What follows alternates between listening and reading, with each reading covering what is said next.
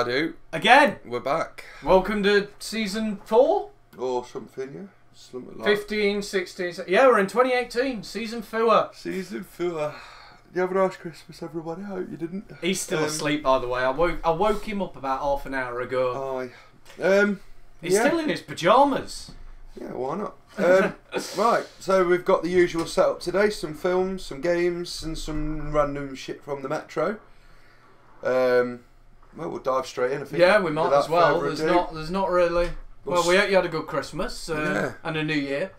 We'll start with the films. Yeah, So we're going to start off with a bit of Black Panther, because that's coming out a bit of the Black Man. It's The first black superhero in Marvel, if memory serves. it should be good, because to be fair... And that's ever, by the way, not just in terms of the movies. That's ever. To be fair, I'm quite looking forward to it. It's Marvel cinematic, so it should be good anyway. But it's Black Panther, and to be fair, I loved his portrayal Cameo in Civil War. Civil War, yeah. I was like, what film was it? So, but then we loved Spider-Man in Civil War as well, and that movie turned out to be grade A. Mwah. oh yeah, Homecoming was a fantastic film. But Black Panther, I'm really interested because it's not. It's one of those things where Panther is actually a really, really powerful dude because of the fact that he's got that adamantium suit. It's the suit, and it's also the like the power of his ancestors. Yeah. He's got all their knowledge, so it's like if you all of a sudden knew hundreds of ways to do different martial arts and skills, it'd be incredible. I also like that it doesn't seem as heavy, because they obviously live in their own little society. It doesn't seem as heavily involved with what's going on the outside world, which is nice. Well, that's It's a bit of a different that was supposed to be the point of the Black Panther. He's the protector of Wakanda. He's supposed to protect the nation of Wakanda, and also the mines of adamantium that they have. He's their protector. So it makes sense that he shouldn't really be getting involved in the rest of the world's bullshit. Unless it needs saving, unless he needs to get involved. like he will be in Infinity Wars. Yeah, well, who won't be involved in Infinity War? Everyone's going to be involved. There's rumours that there might even be a Hugh Jackman in Infinity Wars Part 2. He has tweeted saying he would get involved in a crossover type thing, X-Men Avengers. Because obviously, he could still do anything from before the last Wolverine film. Well, Logan was set like a couple of hundred years in the future. It wasn't that long because X was dying. It was like, I think it was supposed to be like 50 or something. But he could go anywhere before then. Well, it's set not long after the current X-Men type TV series. Is it? Gifted? I've not seen that one. Well, just to divert a little bit, that's supposed to be set after the mutants have already started being hunted, and there's a group of mutants that Professor X is trying to team up to become the new X-Men. So it's like people. Somewhere before Logan, and it's almost like sort of less brutal version of X-Men 4, the fourth one, where he went back in time. Yeah. Okay, I'm with you. So it looks like it could be pretty good. Anyway, but yeah, there's rumours he might be in that. But yeah, Panther for me should be a good film. Yeah, what I like is in the trailer. He's got his. You see like suits of his ancestors, and there's the classic comic book suit in there, which I love. They normally do that. They like to sort of just give little nods to. There you go, Stanley. To the Stanley, not Stanley. Just they like to give those little nods anyway. In all of their little films. I like it. I like that. But for me, I think Panther should be good. I mean, I like the dude who's playing him. Chad Boseman, is it? Chadwick Boseman. Yeah, I think he in Civil War. I think he seemed to play it like a really decent style of Panther. Oh yeah, definitely. So and not only that, also we met a few of the other Wakanda women, didn't we? In that when she was like because she tried to have a bit of a go at Black Widow. Yeah. And Panther was like, I'd love to see that fight, but You know what? That would be an awesome fight, man. Black Widow, obviously, in the future confirmed to get her own movie. That's good. That's been. Are they doing an Origins though? Are they going to do the Red Room? No, I think it's. But that's a shame because I kind of want them to. But then I suppose it'd be a bit dark seeing a child being tortured. I think it'll explain more of that from what I've heard of the premise and what fans want. And Marvel are actually pretty good at listening to what fans want. It's basically the way I've understood it is she still works for the assassins, for those assassins. And I'm assuming at the end we'll get picked up by Samuel L. Jackson. He'll be like, "Listen, bitch, come with me." Well, in actual fact, if they were going to do it, they'd do it how they already explained it, with the fact that they sent Hawkeye to kill Black Widow, and he couldn't kill her. Yeah, that would probably be that's the film I want to see. I want to see that story of them sending Hawkeye at the end. Yeah, at the end. Yeah, obviously, I'm guessing first she'll go around kill probably a diplomat or two, and then obviously Nick will go, "Hawkeye, go kill this bitch," and then he'll be like, "I can't do it. I can't do it. I love her," sort of thing. I've got an erection. No. But the Marvel Cinematic Universe is something we're all. They're very good at fan service. We're very excited with anything that's in the universe. Because the only thing that people have whinged at so far is the look of Thanos. Now, I get it. Everyone's pissed off because of the fact that he changes shades of purple. I think that because remember that's just all digital editing. Yeah. That's a hue and saturation fix. I can do that in 10 seconds. They had a few months after they released that trailer to fit. That's why you release trailers early sometimes, so you can gauge. And if the only thing they've been moaned about is the colour of Thanos, that they've got a team that will just change that can change that like that. So do I think that the colour might change before the final release? Yeah, I do actually. It's possible. I think they might. But at the same time, I don't think they will, because I think that the one we've always seen Thanos in the current cinematic universe, he's always been on his throne. Yeah. He's always been in all of his armour. Yeah. Okay. But when we've seen him in the trailers, he's not wearing any armour. No. I mean, he's not sat on his throne. No. And for all we know, the reason his skin is more purple that they're going with in this is the fact that his armour sort of boosts his powers along with the gauntlet. It could also be that obviously he's been on a different planet. You don't know what atmosphere and what gases you don't know what the yellow sun of Earth is going to do to his complexion. Yeah. So I think that realistically they could just we've only seen him for like 2 seconds without his armour. Exactly. What I basically think is going to happen is Thanos will invade, the Avengers will come to try and stop him. He'll go, "You can't beat me." Go and watch. They'll get fucked up. Just go and watch the Avengers Assemble TV series, and you'll know what's going to happen. He'll bugger off and get his armour and the Infinity Stones on, and then he'll be like, "Come at me, bros," and then there'll be an awesome fight. At the end of the film, the Avengers will be left all but dead, and then in the second one, they'll be like, "Right, well, let's rumble." Well, the thing is that they've already confirmed that there are going to be a few deaths, like literal. Yeah. There are no coming back deaths. Well, the thing is, there are. I mean, you've got Spider-Man won't because he's a new character. But if Spider-Man had been in it from the start, I'd say if they killed Spider-Man off, they'd shoot themselves in the foot. Because with their current Homecoming film, they've just set it up for Spider-Man to create. I'm still can't remember the fucking name, but Spider-Man has a little team of people, of like teenagers that help him. I know. I can't remember what they're called. But I read it the other day as well. But that's where I think they could go with if Spider-Man had been in it from like as early as Iron Man and Cap and Thor and Hulk, if they killed him off, just hear me out. Yeah. They could then introduce like the Miles Morales Spider-Man. Yes, they could. Who's in the comics. But with Iron Man, there's been, I mean, Captain America picked up Iron Man. Iron Man's picked up the Captain America mantle before, so. That, like when each of them have died to try and save face. The main talk of it is the fact those two are going to be the ones that will die. Iron Man and Cap, mainly because their contracts are on. I think one of them will. Because my guess is Captain, and the only reason I think Cap is because they've been giving you so many hints that Falcon is going to take over as Captain America. Is the reason that I believe. Now, do you know why I think? What I think also though, I think that. Because in the comics, when Cap died at one point, Bucky became Cap. So that could happen. That could also happen. But also, at one point, Tony became like you know when Batgirl got shot and became the Oracle? Mm. Tony did that at one point.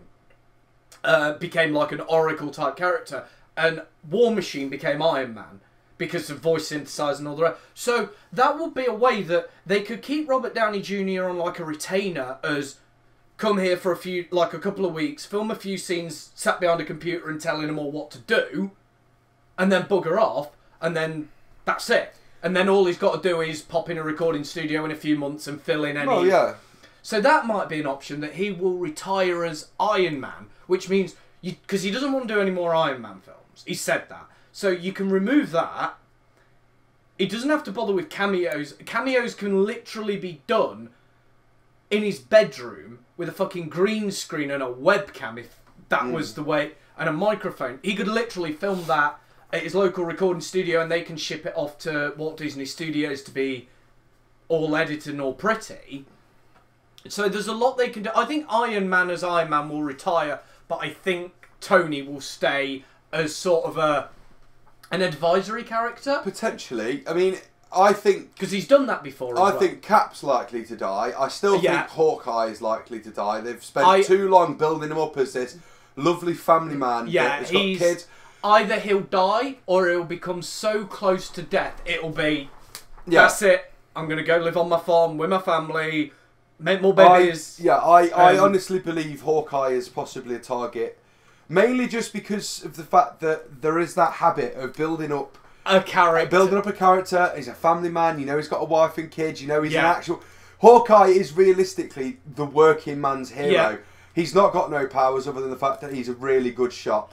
Yeah. And his sight's amazing because he's mostly deaf. And although they don't show that in the films, that the character is mostly deaf. But also another way they've built him up so much to be this bloke that you can connect with on a normal level. That like he's the human. Like even Black Widow isn't as human as Hawkeye. And it just makes you want to turn around, and you know that he's just going to go, we'll kill off Hawkeye. That'll make everyone pissed off, but then everyone will talk about the film, which means it'll get watched more. Yeah. And then... Because everyone will be like, you'll never believe that twist at the end. Yeah. And they'll be like, what fucking twist?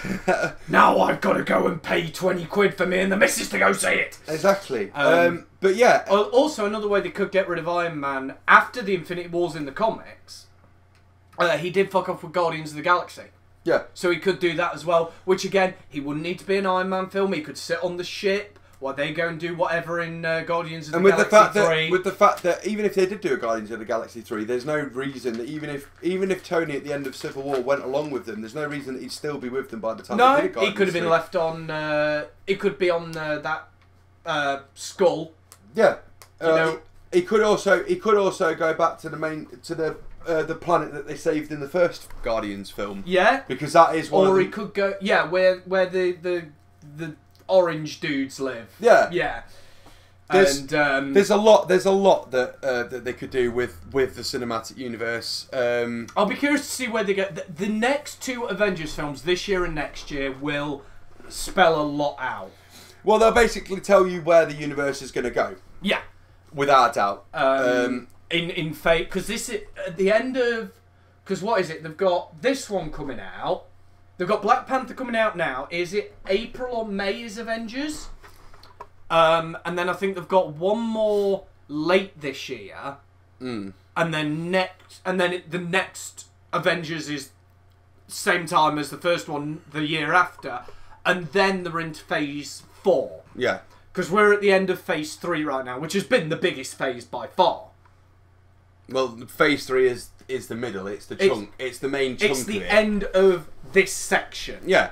But this is the thing. People are going to... I know what's going to happen. As soon as one of these main characters do die, whether it's Cap or Iron Man or Hulk, for whatever, there's no way they're going to kill Hulk off. No chance. Thanos is the only person that, in theory, could kill the Hulk in the Marvel universe.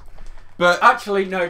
There are a handful of others. There is a character called this is his title, the One Above All Others.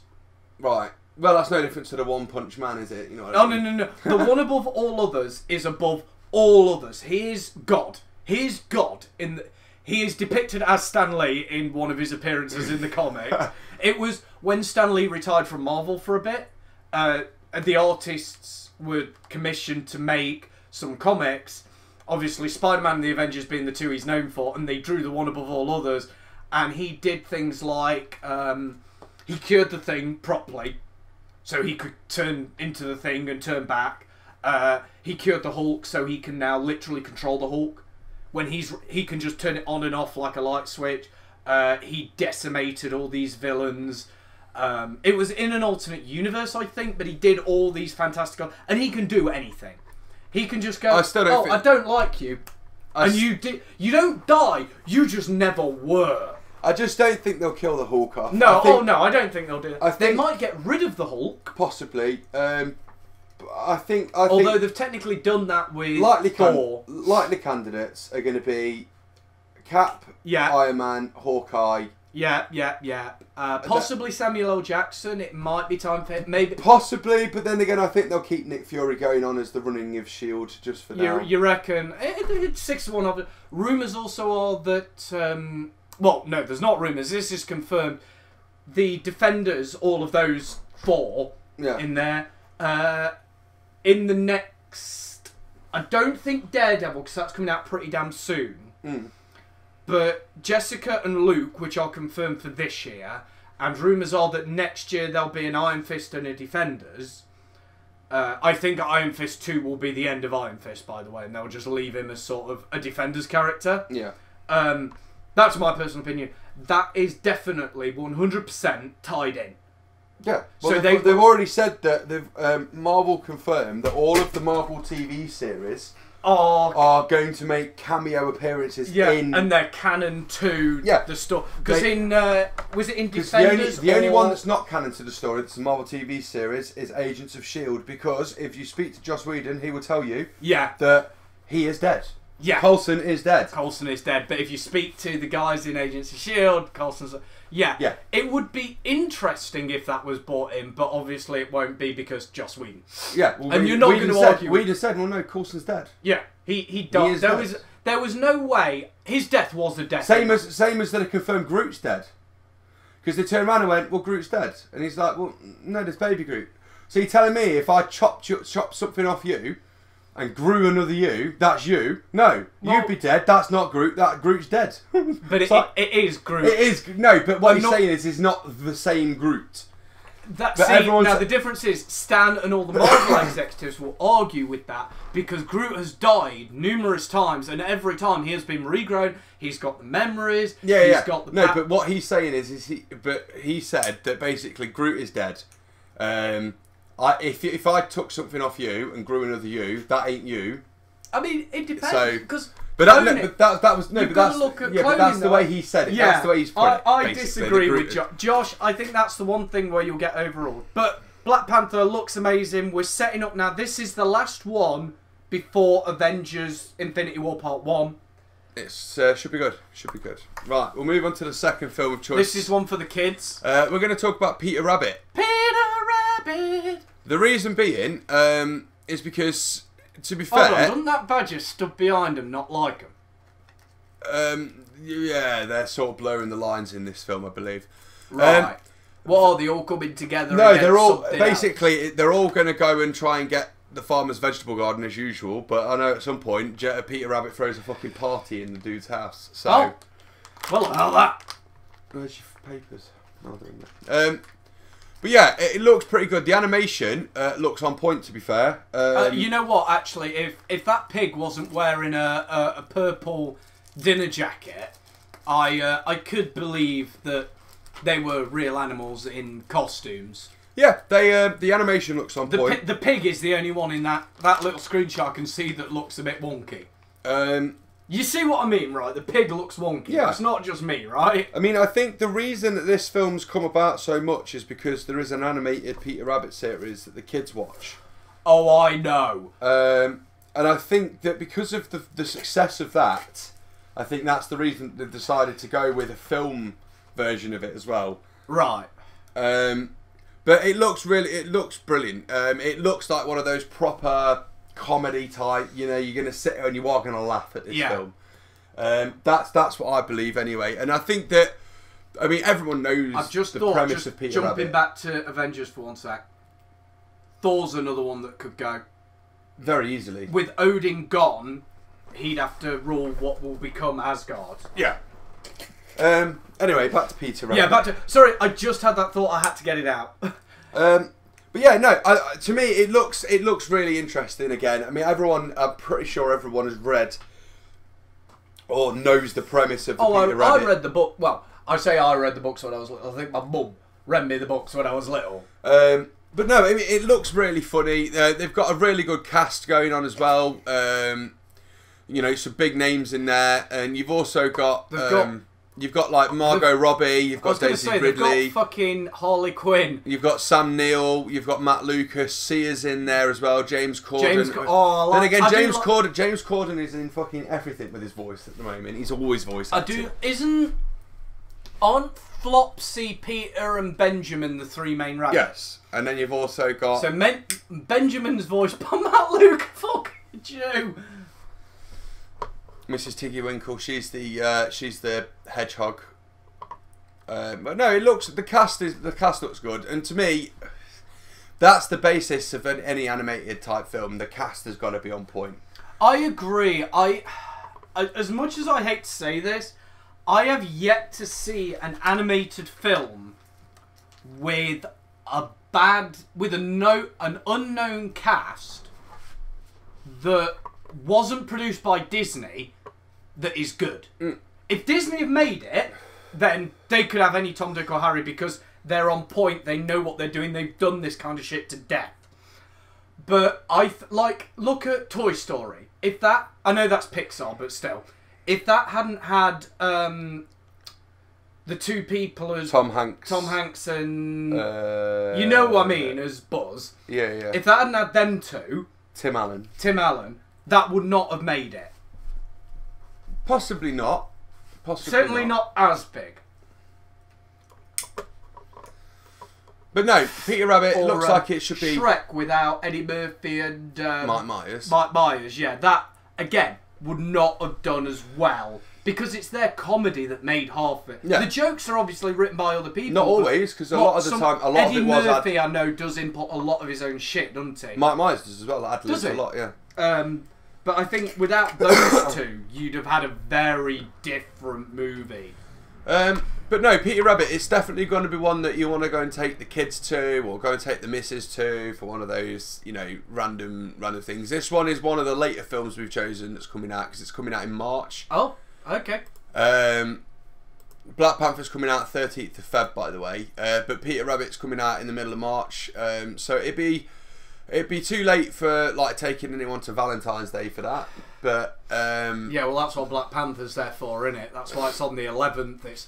It's going to be the Valentine's Day film. Take your missus to watch some muscly black man jump around in tight spandex. But no, it should be a great film. We're coming up to around Easter around that point anyway. I don't know, March, April, those sorts of times. So isn't Easter really early this year? Yeah.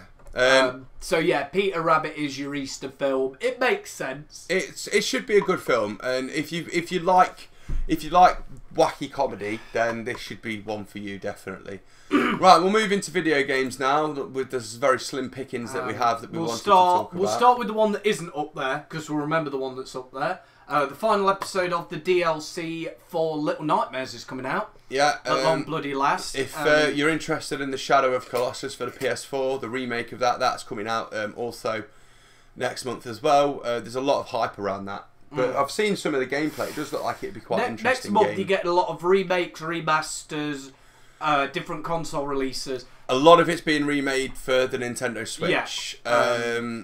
But no, honestly, I'm really hyped for the final episode of the Secrets of the Maw DLC. The previous two episodes have been really good. I think the final episode will definitely continue with this. I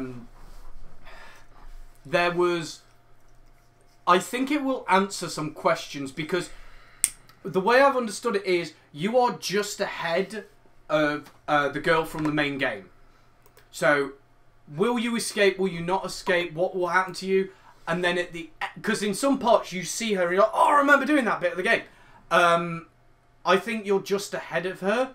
So you're seeing everything just before it happens. It's sort of happening at the same time, sort of in between.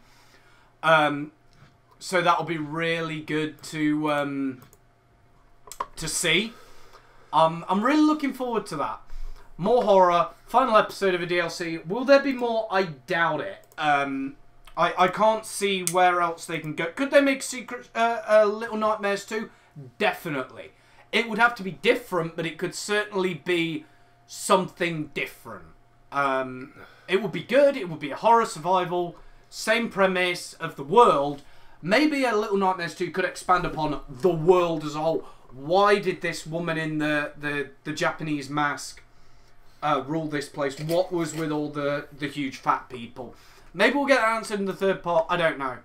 But I'm really looking forward to that. What else we got? Coming out at the end of January, so it should already be out by now. You had a VR horror called The Inpatient. Oh, that's got a smell in it. Yeah, probably. Monster Hunter World, and Railway Empire. Other games coming out in February that you might be interested in. There's an expansion for Civilization 6. Definitely not interested in. No. Dynasty Warriors 9. If you like the Dynasty Warrior games, I'm sure that you'll like that one. What else we got on there? Age of Empires Definitive Edition. Let's try that again.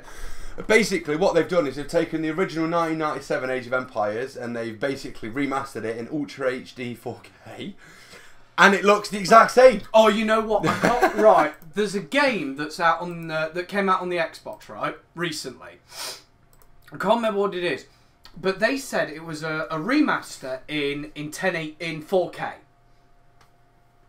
And basically, when it first came out, the first patch to upscale it to 4K, people were moaning it's not in 4K or 60 FPS. It's at like 34 or 48 or something random like that in the middle, and it's only 1080. And I was sat there going, and are you that fucking snobby with your Xbox bullshit that you will not play? And this was an indie game, bear in mind, that was released on Xbox. Are you that snobby? But who's actually playing their Xbox in 4K? Because the amount of actual games that are in 4K is like non-existent. Well, there are quite a few now for PC. There's a couple for console, but most people don't have a 4K telly. Most tellies are 1080, guys. And not only that, the refresh rate of your screen is tied by the refresh rate of the monitor. If yeah, the monitor, which is... If the monitor will not allow you to go over 35 frames a second, guess what? Yeah. You ain't going over 35 frames a second. What a lot of people have done is they've recorded it using a capture card, which will obviously capture the RAW that's coming out the console, and still saying it's not at that. But it was like, it's an indie game, you fucking snob. It's the first patch, so guess what? The first patch of when you update, basically what happens is when you develop consoles, the console, you have to obviously talk to the console creators and say, is it alright if I do this? And they send you generally a test console, which is it's normally limited. It normally doesn't have like online access or or the online's blocked for the most part, and all the features are stripped out. But so you only get this to build it on. So Xbox will have sent them a dev console. And then they'll have built it on that. And then they'll have updated it and released a patch. But there's going to be problems. When you first update something, especially nowadays, it doesn't have to be crisp perfect. Back in the PS1, PS2, Xbox One, well, the Xbox, well, everything coming out then had to be on point, because you got no second chance. No, there was no chance to update because there was no online. Whereas features. with the PS3, the Xbox 360, the Xbox One, current PS4, gen consoles, next gen, and PC. Yeah, you can now update. But you could always update on PC anyway. Yeah, for the most part. In more recent than console, yes. But you didn't always have that luxury, and they do update it, and they have updated it. But it's like, people are whinging about this. It's like, grow the fuck up, man. But no, Age of Empires Definitive Edition is basically the original 1997 Age of Empires, and all they've done is they've upscaled it to 4K. Lovely. And that's the graphics, which are the exact same graphics as they were in 1997. Possibly a bit brighter. I think the water texture's improved. That's how they try and get you saying that they've remastered a game in HD. They make the colours a little bit more vivid, and it's like, yeah, mate, it's remastered. It's like, I think they've updated the water physics. Or the water texture, sorry. It looks good. I mean, I love the original Age of Empires. For me, I'm only going to get this game, okay, to see if the original cheats still work. Because I still remember those cheats, mate. My God. I remember those cheats. Mate, I remember... Cheesesteak Jimmy's, mate. I remember what I used to do is I used to write all the cheat codes down on a bit of paper. You know when they came like the PlayStation magazine? And if I had that game, I'd write those codes down and I'd have a bit of paper in the case with them. And when that game came out, you better believe cheat sheet right. But I still remember... Start and select at the same time. X, B, up, RT, right, let's go. I can still remember Cheesesteak Jimmy's, that used to give you food, 10,000 food supply. Lumberjack used to give you 10,000 wood supply. Oh shit. I think it was Gold Miner or something like that, and that'd give you gold. There was one cheat, and if they've removed that feature from the game, I will cry. And you used to put this cheat in. I still can't remember what it was. It might be Photon Man or something like that. But you would get literally a space dude. Do you remember in the Battlegrounds game, Star Wars Battlegrounds, if you put in Simon Says, you got a killer Ewok, didn't you? Yeah. You got that Ewok that used to kill everything. Well, if you put in, I think it was Photon Man or something like that, you used to get a spaceman that used to do the same thing, run around like kill everything in like a couple of shots. Or you could put in another one. You got like a sports car that could shoot people. You know what? The problem is with this modern generation and the way shit's going. There'll be DLCs and pre-purchase. Well, the thing is, with the original Age of Empires, there was DLC because you had Age of Empires. Then they did Age of Empires 2, but Age of Empires 2 came out with 2 expansion packs. Yeah, I think it was Age of Empires 2, The Conquerors, and then another one. But that's what they'll do. They'll make all this shit pre-order bonuses and bullshit. Well, the thing is that the difference in graphics between Age of Empires 2, Age of Empires, The Conquerors, and the next one, they were all pretty much the same. So they could literally just release Age of Empires Definitive Edition and then literally release the Age of Empires 2 as a DLC and charge you £10 for it or whatever and still make a fuck ton of money. Yeah. Because I don't think... Well, I mean, if they release this at 25 quid, they'll make a sale. If they release this at 40 quid, they'll only make a sale to those that are die-hard fans. Well, I mean, if you release it at like what people expect games to be released at nowadays, which is about 50, 60 quid, this game will never sell. I mean, isn't this basically the forerunner of all those mobile games that are like this now? Yes, apart from this was the best. Yeah. I mean, Age of Empires, they said there, they rewrote the RTS game style. Well, I mean, yeah, but this is what came first, and then when smartphones came out, the only difference is these were the games that could be developed for smartphones because it didn't need any power. The only difference is that with the smartphone oriented game, it's all pay to win. It's all purchases. It's all right. So you need to upgrade your headquarters to a level 6 to be able to do anything. But to do that, you're going to need 300 million gold, and to get 300 million gold, it's going to cost you $69.99. Waste of time. Obviously, with Age of Empires being an actual game rather than a mobile game, you choose a race of people. You build yourself a nation. It doesn't matter how long it takes you because it's not time limited. It doesn't matter if you attack someone on that game. Yeah, and you won't get a pop-up from Windows going, do this in the next 23 minutes to get quadruple drops. At the end of the day, it is a proper RTS game. It will bring back, if you were a kid like me in the 90s and you used to go on your used to go on your dad's PC or your granddad's PC or someone's PC, and this is the game that was on there, you'd load it up, you'd have no idea what you're doing. So you'd instantly look for cheats, you'd get the cheats, you'd become the best person on the planet playing the game, and then all of a sudden you'd think to yourself, yeah, I want to play this game again. And do you know, it was a really good RTS game. The only 2 games that are on my phone? Flow Free and Pokemon Go. Do you know the only games that are on my thing at the moment? There's Yahtzee. Right. I like a game of Yahtzee. Yu-Gi-Oh! The Duel Links, Duel Links, you haven't played that. I played that for a bit. I played that for quite a while. There's another Yu-Gi-Oh! Game on there as well. But there's no lives, there's nothing like that at all. It's literally you get a deck of cards, so you can buy decks of cards in the game, and there's no life points, right? So there's no you've only got 5 attacks in this hour or whatever. You can continue to play as long as you want to play, and then there's an online feature on it as well. Oh, sorry. And it's the graphics aren't as good as Duel Links, but they're still pretty decent.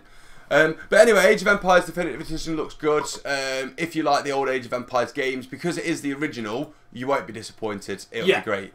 Right, and that's it for up-and-coming games that we weren't going to talk about, but one we are going to talk about in a little bit more depth, a bit like Age of Empires, is the new Metal Gear. Metal Gear Yeah, I'm going to leave this one to him, because I played Metal Gear Solid and one other. I'm not a huge Metal Gear person. No, so I love the original. This is more his. So the original Metal Gear games, not the Metal Gear Solid, but the original Metal Gear games were fantastic games. Wasn't the original like basis of Metal Gear, that didn't even include Snake, did it? No, no, I didn't think so. They added Snake a bit later, and then Snake Metal Gear Solid? No.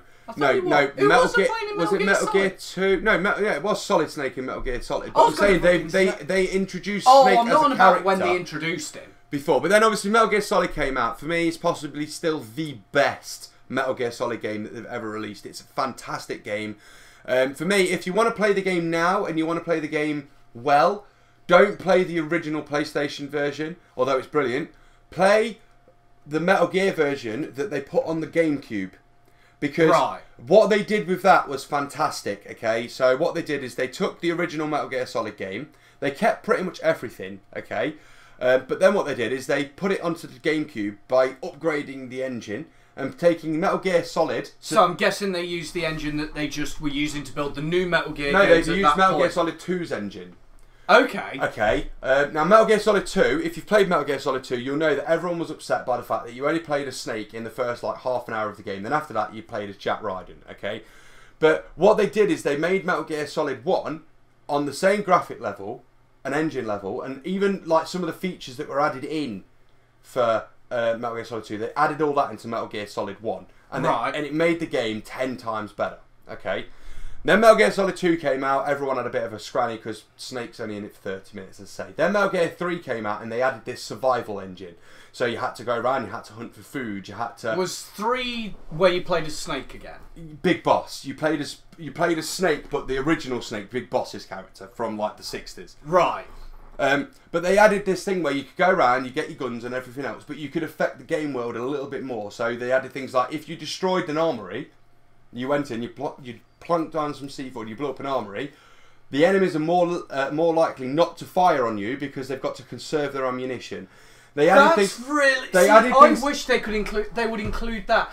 I was going to say I wish they could, but they can. I wish they would include that in more modern games. But they also added things like you could go into Call of Duty's story mode. No. For me, that will make Call of Duty and Battlefield a better game. You could go into the hell where they store all their food and stuff. You could blow that up, and then all the way through the game they wouldn't eat. So they'd be like, "Oh God, I'm hungry, I'm starving." So they wouldn't have enough energy to run after you as far as that. Or they'd have less health. Because, little things like that they added, and also like I said, they added this thing where you could hunt, so you could build traps and capture animals. You could shoot animals and then kill them for meat and stuff like that, and that's how you regained health. It was really good. Then they did Metal Gear Solid 4, which unfortunately I never really played because it was only on PlayStation 3. And to be honest, I weren't buying a console. I'm sure by now they've updated it for the PS4. Possibly. And then obviously you've got Metal Gear Solid 5, which was split into 2. You had Ground Zeroes, which was fucking awful because it was one mission on a game. What was wrong with Ground Zero? So Ground Zeroes, okay, so basically there was one mission. Right. Okay. The one main story mission in the game takes you about 30-40 minutes. Right. Okay. And then after that, it's the same map, but they did 100 different missions on it. So it'd be like, oh, go and find this one dude and kill him. So it was basically like you were in the city of London, for argument's sake, and then it was... If only the map was that big. Right. If only the map so you're in the you're town in your own you're in the town of Whitby. Garden. You're in your own back garden, and you're running between a heliport and this fucking warehouse, and I get it. Some people enjoyed it. So it was like, what was it like? Do you remember Bully? That map, not too big. No, Bully's map was like 3 times the size. Really? No, but anyway, so Metal Gear Solid Ground Zero. So you're in a tiny map, running around and doing. The thing is, at the time I was still on console, and at the time I was renting games. I got games sent. I weren't paying for them. I got games sent to me every week, and I played them, sent them back, whatever. A bit like Blockbuster. Okay, so when I got Ground Zero, I was thinking, oh yes, mate, first Metal Gear Solid I've been able to play since MGS4 or whatever. I got it, was playing it, and then the credits came up, and I'm like, what? It's like, So really? So after it ends, you kill this first guy. Yeah? You kill this. You half an hour. You do the story mission. And you're then, about half an hour, and you kill this first guy, and then I'm guessing you're expecting then. You expect to get on. a phone call from wherever, your boss leave and this say, map, go we've got to back, go to Africa and take out this African warlord. Exactly. But it's just black credits roll. Because they released Ground Zeroes as a way to, basically as a tester for the Fox engine. Because Was that their new engine? Yes. So Ground Zeroes is basically a test game for the Fox engine, which is fine.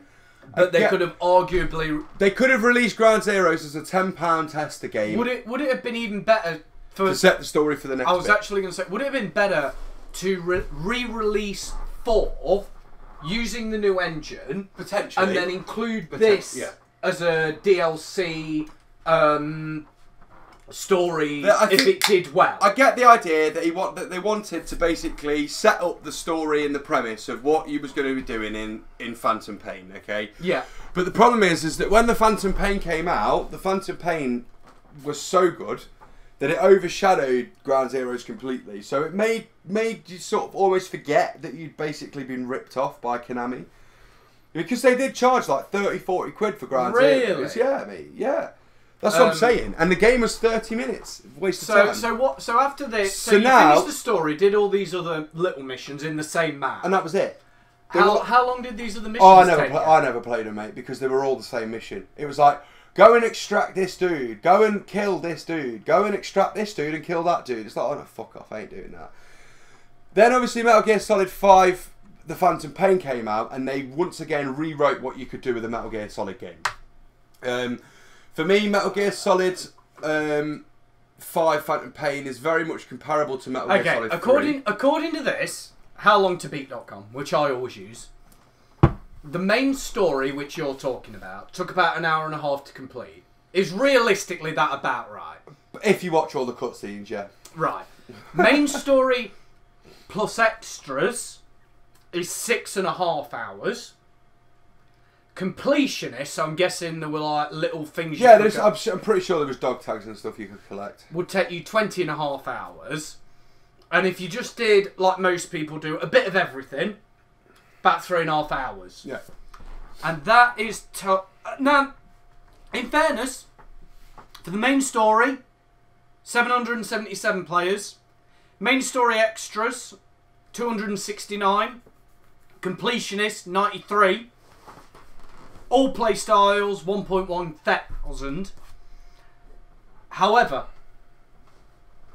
and this proves like how short it is, they pulled 42 speedrunners. Yeah. For any percent. 16 minutes and 50 seconds. So yeah, okay, I now see. So I'm guessing if you were quick on the start and skip cutscene buttons, you could run straight to your main objective. Through this game in 30 minutes. Yeah. Head, boom, easily. go. So if you weren't going to do it as like a professional speedrunner would do, and you wanted to get through the game quickly, I can guarantee you can complete... Average 16 minutes, 50 seconds. Medium, 14.25. Holy shit. The fastest speedrunner on How Long to Beat, 3 minutes, 57 seconds. I'm going to call bullshit on that. Oh no, I've seen some of the speedrunners, mate. They do it by doing like start menu glitches. Oh, right. Like in Kingdom Hearts 2 on the PS3, there's a start menu glitch where you can go onto a planet, and if you hammer that start button when the game is loading, normally you can't skip the cutscene straight away, but if you hammer it quick enough and catch it at the right moment, you skip an unskippable cutscene because it pauses and unpauses the game by itself. Yeah. And that saves you like 5-10 minutes. And that's 5-10 minutes. And when you're speedrunning, obviously. So doing shit like that, yeah. And the slowest speedrunner was 52 minutes, 14 seconds. So yeah. Any average Joe can do this game in 30 to 40 minutes. And then, of course, Phantom Pain came out. Phantom Pain was a brilliant game. I really enjoyed it. And the fact that it took me 80 hours... Not just to do the main story, but to do... Main story, 45.5 hours. So what's that, Phantom Pain? Yeah. Main story plus extras, 82. Yeah, that's where I am at the moment. Completionist, 163. Yeah. and all playstyles 81. Speedrunners, they've only pulled one of them, so it's unfortunately not as good as it could be. But this guy got 28 hours and 16 minutes. So that Metal Gear Solid 5 Phantom Pain, value for money, seems very. There is no game on the market that will match it for value for money. I'm sorry, there won't. No, I've played. And is this all just offline? There's no. No, this is all offline gameplay. Well, I assume nowadays you have to be connected for it to verify or some. But no, because what they've done is, if you're not online, you can't do certain missions, but you can play the rest of the game absolutely fine. So you can play the whole story. There's just certain missions. Yeah, basically, I believe that you can create a squad of people from your mother base, and then you send them off to do certain missions around the world. Okay, because but those missions themselves, you need to be connected. So they did the same sort of thing as they do with like Ubisoft games, like with Assassin's Creed, where you can't do the missions with the Armada ships until you connect to the internet. See, I found something really good. I'm streaming Shadow of Mordor at the minute. Yeah, and that does something really cool, right? Anyone else who's got this game, if they are killed by an orc, you can get an occasional mission, which is optional. It's an optional mission where you can go and it will say, take revenge on X orc for killing, and then it will bring up the guy who he killed in your only on your Steam friends list, and it will say, yeah, take revenge for this person on your Steam friends list, and I think that's really cool. And then, of but course, obviously, you don't have to be. If you're not connected to the internet for whatever reason, that won't come up. But you can still play the game. Okay, and now we're coming into Metal Gear Solid. Metal Gear Survive. So now we're up to date. Sort of. So basically, Phantom Pain, forget about, because this takes place before Phantom Pain, but after Ground Zeroes. So it goes Ground Zeroes, then I've just seen it. Alternate timeline. No, I've just seen that. Yeah. Metal Gear Survive 5E. That's a fucking Roman numeral V. Look at it. Yeah. I've just seen that. So it's Metal Gear Survive 5E. Yeah. So basically, I'm just going to kill myself with now, Metal Gear Solid Survive. So what they've done, okay, is at the end of Ground Zeroes, we see that the mother base, the original mother base, gets destroyed. Okay. Okay. So that's the last thing you see. That's the last thing you see in Ground Zeroes. So that's after your half an hour of gameplay and. Well, sort of. The last thing you see in Ground Zeroes is it's like the helicopter that you're on exploding, but nonetheless. So just before that, you see the base blow up. So basically, the base is blowing up. Now, what they've done with this is they've created an alternate timeline. So basically, somehow, wormholes form in the sky above Mother Base as it's blowing up, and suck Mother Base and a load of your soldiers to this alternate timeline. And you. Yeah, to a point, because you obviously play Ground Zero as Snake, so you're safe. But basically, you're quote unquote. Yeah, so you were safe, and then Hideo Kojima left. And then basically, this idea is that you're now in this alternate timeline. You've got Mother Base, or therefore the remains of, and you're going to be fighting against and surviving against some sort of crystal-headed zombies. This is what happens when Konami gets rid of the main writer for their best series and then tries to do something themselves. Well, one of their two best series. Yes. Metal Gear and Silent Hill being the top two. I suppose you could potentially throw PES in there. Pro Evolution Soccer, it's been going for a long time. Oh, I thought you meant PES as in the game PEZ. I was like, hold on a minute. No, one about Pro Evolution Soccer. That's possibly one of their bigger. But anyway, Metal Gear has been one of their Metal biggest. Gear, Silent Hill, Pro Evolution Soccer. They're the three top. But so now, hold on, wait a minute. So now that they've lost Kojima, they've got Pro Evolution Soccer, technically. Yeah. They could potentially work with Silent Hill without him. No, they can't. He owns Silent Hill. He can't use the name, but they can't use the ideas. Yeah, but they could change a few bits and make it another stuff. And then I'm not being funny. They're not supposed to be doing a Metal Gear Solid game, and they're just releasing Metal Gear Survive. I'm convinced that they are paying him royalties for this.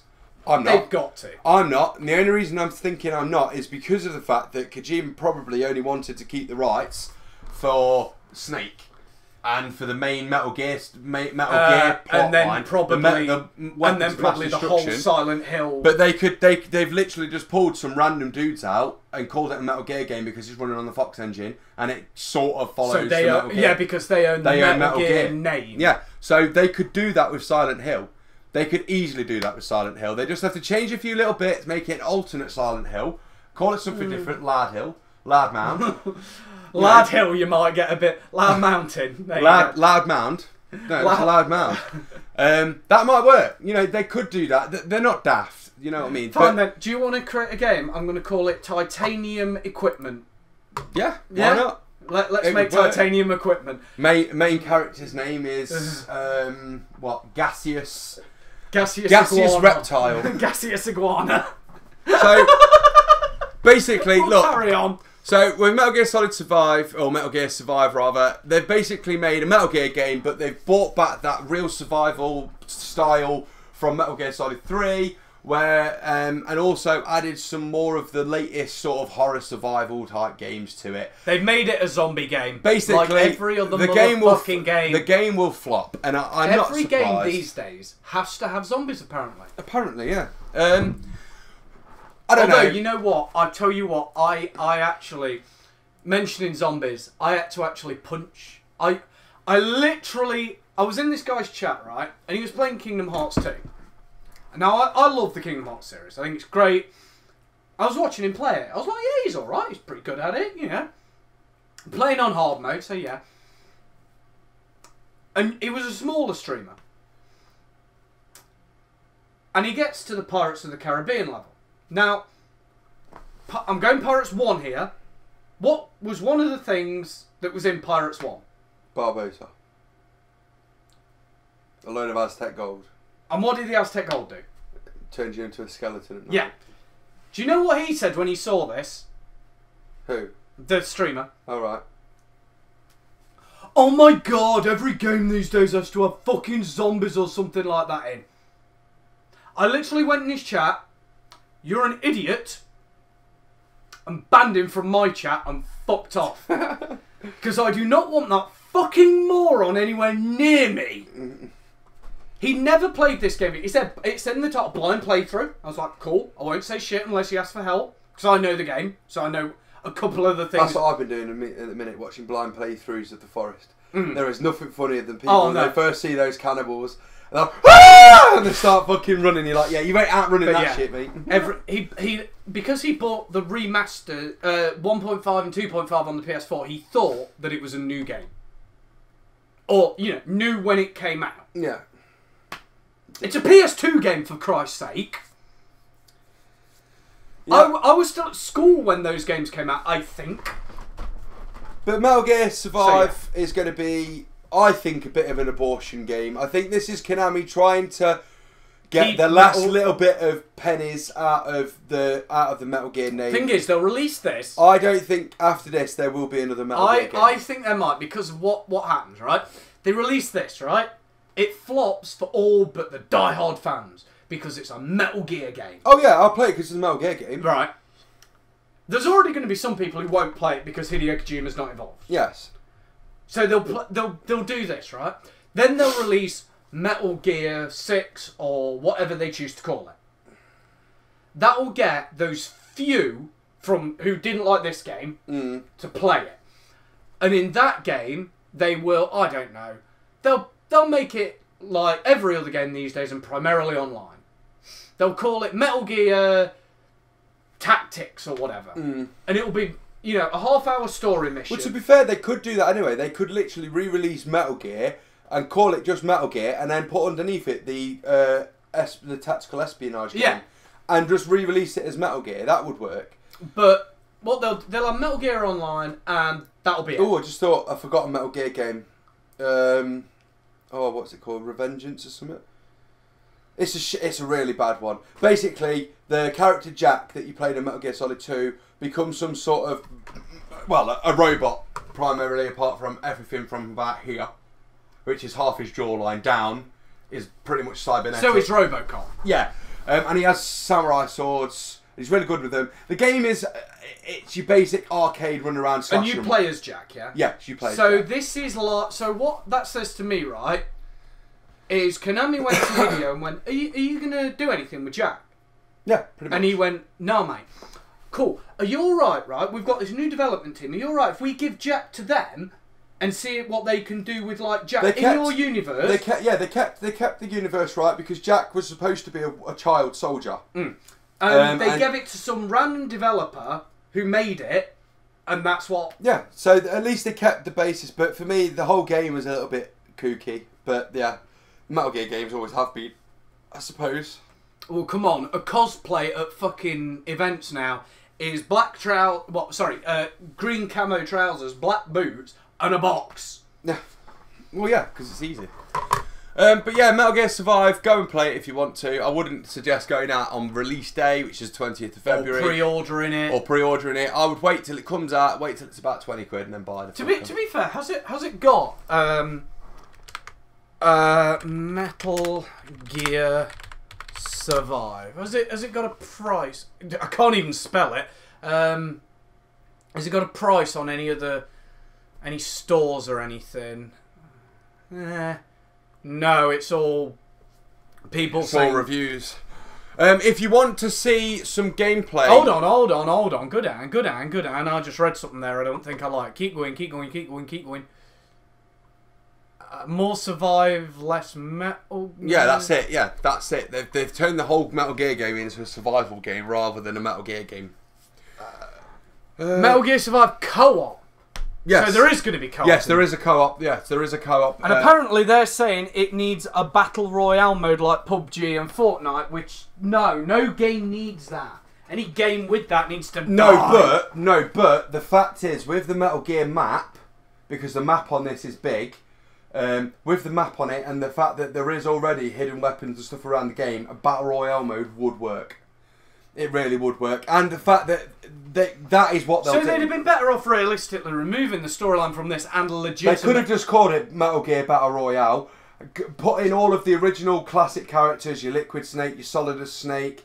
You could have put in all of those dudes. You could have literally then at the start of the game choose which one you want to be. Get landed in the middle of a map. Or even just get given a random skin of Random Soldier X. Because in theory, the Metal Gear guys are always doing something. Yes. Because it's not just Snake, is it? There's a whole fucking team who are doing other bullshit. But yeah, if you want to go and watch some gameplay, there are some people that have got early release of the game and are playing it on YouTube. Shout out to Outside Xbox, because I think it's them that have got it at the moment. Oh, they get bloody everything. Yeah, but they're good, mate. I'm not saying they're not good, but it irritates me how... No, just hear me out. How they all these companies always go for the same 5 people. Yeah, but do you have several million subscribers? I'm not about me. But what I'm saying is that the reason they choose these people is because they've got a hefty subscriber level. Their view levels are always over the couple of million. What I'm saying though is, right, give them to a few other... Because these companies, I swear to God, they say the same list, and it's always Outside Xbox, Markiplier, Jacksepticeye, and a couple of others. Yeah. But there are hundreds of thousands of other YouTubers with way over 1 million subscribers. It's like, give it to them. Yeah, but I suppose it depends, doesn't it? As well. It wouldn't surprise me if you've got people like Outside Xbox and Outside Extra and Jacksepticeye and all that lot, whose managers are contacting companies. Oh, of course. Like Konami, every day going, right, we want your latest game. We want your latest game. We're going to play it on YouTube. We want your latest game. They've got those contacts. So yeah, definitely. That's the difference. But then you've got some of these other... But these companies need what I'm going to call although they've got over... Other YouTubers is what I'm saying. A lot of these YouTubers might have over 1 million subscribers. A lot of them are still doing it for themselves. They've not got management teams in. They've not got teams. Well, it's not really a management team. The way it works is the top 2 MCNs are Machinima and Maker Studio, who are owned by Disney, who recently bought a shitload of Google. Yeah. So you know. Yeah, but what I'm saying. So it's the people who run these MCNs who make the deals and then offer it to their clients. But what I mean is though is if let's say tomorrow you woke up and you ended up with 1.5 million subscribers. Yes, you. Do you know what I'd do? You throw a party. I'd go back to sleep, mate. I think I'll fucking dream. If I wake up tomorrow and my channel has gone. But let's just say you did. Although I'm going to say one thing. In the past week, I've gained 14 subs. I'm not sneezing at that at all. But let's say tomorrow you woke up, you had 1.5... Hi to all you new people, by the way. Let's just say you had 1.5 million subscribers, right, tomorrow. You wouldn't have an agent to be ringing up you know, these games companies going, right, well, you know, Nightmare Gaming has now got over 1.5 million subscribers. We'd like you to start sending. You've not got. You'd have to do it yourself to begin with. But then first thing I'd do is I would honestly contact machinima and makers. Well, to be fair, you wouldn't need to worry too much anyway, because Aya would do it all for you. She'd just go, Anthony, sit down. No, I'd literally go on their websites and apply, because if I've hit that, then. And then I'd literally then sit down, start emailing a representative going, hi, what in the name of all loving bollocks? Although, to be fair, that is what happened to Jacksepticeye. He was at a couple of thousand, I think, and he entered a PewDiePie contest to get a shout out. Obviously, anyone who gets on one of those is going to go up. And he was literally sat in his room at his mum's house, middle of the night, bring, bring, bring, bring, bring, bring, bring, and his phone went fucking mad. His phone died in half an hour. He told this story. Just because his phone was getting all these new subscribers. He had to put his phone in, wait for it to get to a certain amount, and then go in, turn it off, because it was draining it quicker than it could charge. Yeah. And turn the notifications off for subs. And overnight, I think it went from a couple of thousand to, I want to say, 250,000, which is nothing compared to his subscriber base. But I'm sorry, if you're telling me that, I'm not saying PewDiePie's done it, but you're not telling me some of those aren't sub bots, you're on drugs. Yeah. But yeah, Metal Gear Solid, Metal Gear Survive. Meh. I will play it because I'm a Metal Gear fan, but I will. So when he's played it, hopefully he'll give you a review. But I will tell you now, it's more than likely going to be a disappointment. But he'll give you a review when he's played it. Right. He will, won't you? Yes, I will. You're a good boy like that. Right then. Right, we've got one more film to talk about before we forget about it. Which is Bright. Oh shit, me. Yeah. So Bright. So we're going to go back Netflix. We're going to go back to films. I've just really remembered this. Same. So it came out about a month ago. It came out about a month ago on Netflix. Now it's a Netflix original. It's got Will Smith in it. It's got a few other people in it. It's called Bright. The whole premise of the film I loved. I loved the idea of a modern day fantasy. So you've got modern day times, modern day technology, phones, cars, whatever. You know the only thing. Well, you've got orcs, elves, fairies, fucking wizards, all sorts of shit. You know the only thing that disappointed me, right? When I first heard of D&D. Yeah. Being available, you could play it in a modern setting. Do you know the only thing I thought of instantly? Gandalf in the YOLO hat, and you know all the fucking right. Listen, rocking up in a Ford Focus with coming out the speakers, going, "Yo, Frodo, what up, man?" And the fact that they didn't have that ruined me. But no, so with Bright. Okay, so let's get into the negatives. The writing wasn't very. I think is an app review. Bright. The writing wasn't very. No, okay, so watch the film. Yeah. Honestly, watch it. It's a good film. However, don't be so downhearted when you realise you don't understand half what's going on, because the plot line is very convoluted. There's a lot of stuff in it that, if you watch it 2 or 3 times, you'd probably understand it a bit better. What I would say is watch it once. Then go on one of them 10 things you missed watching. Yeah. There's a lot of stuff going on. And the Wikipedia. Go and read the Wikipedia. There's a lot of stuff going on in Bright. Now, the reason there's a lot of stuff going on in Bright is, for me, I reckon originally it was pegged to be a TV series. I'm wondering the same, and not Will Smith. Then Will Smith probably, the script crossed his manager's desk, and his manager rang up Netflix and went, you know, if we put this into a movie, like his manager probably got the script because they were looking for an actor, not necessarily Will Smith. Just this guy represented Will Smith. A bunch of other people got this. Went, you made this into a film, lads. I reckon I can get you someone really big. And they're like, who? And he went, Will Smith. And instantly they went, turn this into a movie, writers. Watching the film, there is probably 5 episodes. And the rest. I reckon. No, for a first season. For because Netflix. Maybe even a 6. I'd say 10. It's Netflix. Their common thing is 10 episodes with a first season. I think 8. 8. All right, I'll meet you at 8. I'll meet you. Yeah. Only because I just watched The End of the Fucking World, and that one was an 8-parter. So yeah, go on. I'll give you 8 then. I'll give him 8. So I think that Bright realistically would have worked better as a TV series. Everyone and their dog has said that. Because and what's the new TV series? I don't know. That's just come out on Netflix. Oh god, there's too many. I don't know. Oh god. I'm gonna have to look this up now. But anyway, for me, I think Bright would have worked really well as a TV series. Now, the reason I say that is because when you watch the film, like I say, it is very convoluted. There's a lot of stuff going on that you think, wait a minute, you've not actually explained that. A lot of people are saying that the sequel should be a TV series, and I agree. To be fair, they could do an 8-parter, hour an episode TV series, and it would be brilliant. I really do. I think it would be good. The film itself, it's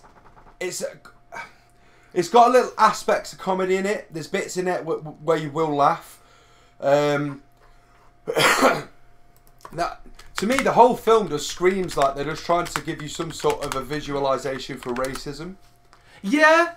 They've basically turned a visualization for racism on it. Not necessarily white versus black, but, you know, like person versus orc and, you know, that sort of thing. So it's a bit, there's a lot of stuff going on. I mean, the whole film is set sort of around modern day times. Magic is supposed to have pretty much left the world apart from a few magic wands. The main story follows around Will Smith and his orc partner, who's the first orc policeman. But yeah, I mean, to me, the whole thing's just a little bit too convoluted. I think, like I say, if they'd have stretched it out to be a mini TV series, 3 or 4 episodes, you know, 45 minutes an episode, just to explain everything that was going on, I personally think that Bright would have been better. I think it was Bright should have been a TV series and Dark should have been a movie. I think. I mean, to be fair, I'm not being funny, but I've just watched The End of the Fucking World on Netflix, and I personally think that with the fact that's 8 21-minute episodes, that should have just been edited as a film. That could have been that could have been what they said as well, but it was one of them. But for me, Bright would have worked better as a TV series than it does as a film. But that's not to take it away from the film. The film is okay. I'm not going to say it's one of the best films I've watched because it's not. I'm not going to say it's one of the worst films I've watched because it's not. But I'm not. No. I'm going to put it on that sort of. It's on par with where I believe it should be. In the sequel, I assume they're going to make a movie because Netflix are going to do what Netflix want to do. Personally, I would keep the guy who played the orc partner, but get rid of Smith, and not have Smith, because he was saying he'd retire in like a year or 2 in the movie. At the start, he was saying he'll retire. But then I think they spent the entire film trying to get you to realise that realistically, this orc and Will Smith are actually mates. Oh yeah, don't get me wrong. And even just having Will Smith as doing a cameo, but I would say that Will is retired. You know, it's a few years later. It depends on how far in the future. I'd said it 5 years later. Will's retired. This orc. There's more orcs in the police force now. And this orc has a new partner. I'm going to have to ruin the film for you. The Bright in the film is Will Smith, right? Yeah. Oh, okay. That's why they can't get rid of Will, because he is the first human that can pick up a wand and not explode. Well, there's only a few Brights in the world. Yes, most of them are elves. Yeah. And he is the first recorded human. No, he wasn't the first recorded human. He's the first recent human. Well, fine. In hundreds of years. Yeah. Basically, the whole film is supposed to be set like 1,000 or 2,000 years after a dark sorcerer lord. 1,000 or so. After basically the Dark Lord, as there is always a Dark Lord in these things. He tried to destroy the world. The orcs backed the Dark Lord, because why wouldn't they? They're orcs. The Dark Lord lost against the elves, the centaurs, the humans, the orcs basically were allowed to stay. The Dark Lord was banished, and the idea is, the whole premise is that the Dark Lord is trying to come back, but there's not a lot of magic left in the world. The only things that are magic left in the world are wands, but no one can touch a wand unless you're a Bright. If you're not, or you wear a glove, apparently. But you can't use the wand if you're wearing the glove. Basically, if you touch a magic wand and you're not a Bright, you will explode. There is no way of stopping it from happening. Although it does seem any elf can handle it. No, they can't. Was that established? No, only Brights can hold it. But there's more elf. There's more elven Brights than there are anything else. But not every elf is a Bright. Right. So basically, and FYI, guys, the elves are all Donald Trump. basically the elves. That is basically so it. If you ever play any game that has elves in it, you'll know that generally elves are the bottom pond scum of society. They're put in scum towns, or they live in the woods. In this, or you can go Lord of the Rings, in which case they were the high elves who were. But even so, they still lived very much themselves in the middle of the woods or little areas. These elves, basically, if you was to split a town into three, you've got your complete upper class snobbery, your middle class normal people, and then your working class scum. They would be at the high of society. They would, and the orcs would be at the bottom of the pond. They were Donald Trump, and then you got your humans, your centaurs. They were all in the middle. What made me laugh is the fact that they told you that there were things like centaurs in this. Well, you saw one. You saw one. Yeah, that's what I'm saying. Just one. You know. We saw loads of orcs in it and stuff like that. Yeah. The whole premise. Well, the orcs were playing the sort of gangsters. Yeah, but the whole premise of the film is that Will Smith is a Bright. No one knows he's a Bright apart from a taxi driver. Funnily enough, in the start of the film. Yeah. Knows he's a Bright. So basically, as I've said, only a Bright can hold a wand. So he does that at the end of the film. They didn't really waste any time in telling you he was a Bright, because they told you right at the start of the film with a taxi driver who was telling another orc, oh yeah, this guy, yeah. He's a special dude. I've noticed Netflix with their series have a real habit of actually telling you what's going to happen. Everything in the first 5 minutes. Stranger Things season 1. Yeah. When they're playing D&D, it tells you right then and there. And then guess what? At the end, what happens? It's although you know what makes me laugh, right? They've released one thing. Have you seen Stranger Things season 2 yet? I've not seen Stranger Things. Well, at the end of 2, they don't kill the baddie. They seal it off. Because isn't Stranger Things pretty much like a TV series of It? No. A lot of people have said that it's a lot like It. I wouldn't agree. In the premise of that it's a town that are all basically weirdly controlled by a dark being, which I wouldn't say that at all. Basically, in the first one, the thing comes here, and they stop it. And in the second one, there's a thing from the upside down, which is our world but all fucked, trying to come through. And they seal it off. And in season 3, the whole premise was they haven't destroyed it. It's like, yeah, and? We knew that. Like, they've tried to make it this big reveal that it wasn't destroyed. It's like, yeah, we know.